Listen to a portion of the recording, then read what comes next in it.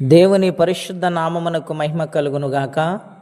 ప్రియులారా, ప్రభునామన మీ అందరికీ వందనాలు. దేవుని వాక్యము ధ్యానిందాము. ప్రసంగి గ్రంథం 5వ అధ్యాయము 19వ వచనం.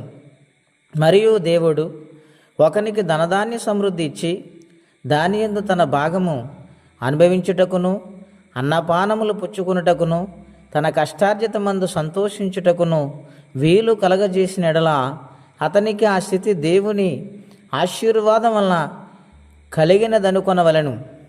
ప్రియమైన దేవుని బిడ్డలారా, జ్ఞాని అయిన సొలొమోను ద్వారా పరిశుద్ధాత్మ దేవుడు ఈ మాటలు వ్రాయించారు. ఈ రోజున ప్రతి మానవుడు ఆలోచన చేస్తుంది ఏమిటంటే, ఇది నా కష్టార్జితం, ఇది నా బలము, నా తెలివి, నేను ఈ రోజున ఈ స్థితిలో ఉన్నానంటే నాకు నేను కష్టపడ్డా అని అనేక విషయాలు తనలో తాను ఆలోచించుకొని ఉంటాడు. ఇక్కడ వ్రాయబడిన మాటల్లో ఏమని ఉన్నదంటే, దేవుడు అన్నపానములు ఇచ్చారు, ఆరోగ్యమునిచ్చారు, కాపుదలనిచ్చారు. ఇటువంటి క్షేమము కలగజేసిన దేవుని మర్చిపోతున్నాము. ఇది దేవుని వల్ల కలిగిందని ఆలోచన చేయలేకపోతున్నారు మానవులు. ఆయన కరుణాహస్తాల క్రింద మానవుల్ని కాపాడుతూ ఉన్నాడు. అది గుర్తించాలని ప్రభుపేట మనవి చేస్తున్నాను. ఒక మనిషి తల మీద ఉన్న ఒక వెంట్రికను తెలుపైనా కానీ నలుపైనా కానీ చేయలేడు.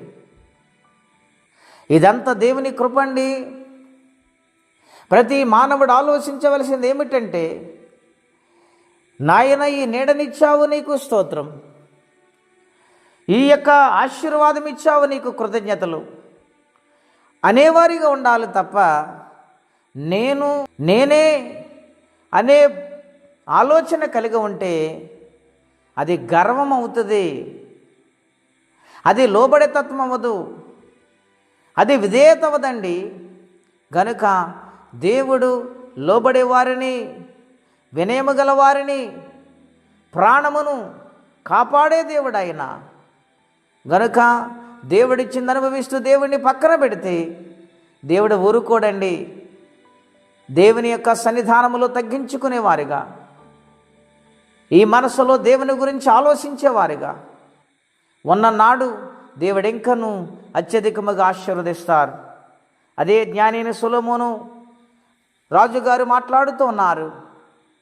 ఈ వాక్యములో తనకు తానేమీ చేయలేడు కానీ ఇదంతా దేవుడిచ్చిందని ఆలోచన చేయమని మాట్లాడుతూ ఉన్నారు. ఆ మాటలు మనం అర్థం చేసుకుని దేవుని సందులో సంతోషించేవారుగా ఉండాలని ప్రభుపేట మనం చేస్తే ఈ మాటలు ముగిస్తూ ఉన్నాను.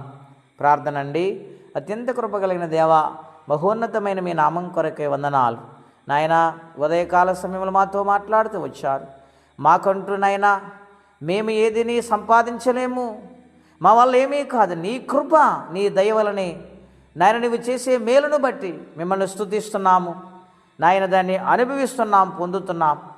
అది మీ కృపే కానీ మా వల్ల ఏమీ కాదు నాయన.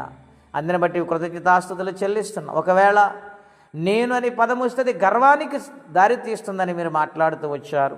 అటువంటి పరిస్థితులు కూడా మేము ప్రయాణం చేయకుండా ఎల్లప్పుడూ తగ్గించుకునే వారిగా, మీకు లోబడి జీవించేవారిగా మీ కృపా సహాయం మాకు దయచేయమని, ఎవరి కష్టంలో బాధలు ఇబ్బందులు ఉన్నారో వారికి నీ సహాయం పంపించమని యేసుక్రీస్తు వారి పుణ్యనామలో ప్రార్థించి వేడుచున్నాము తండ్రి.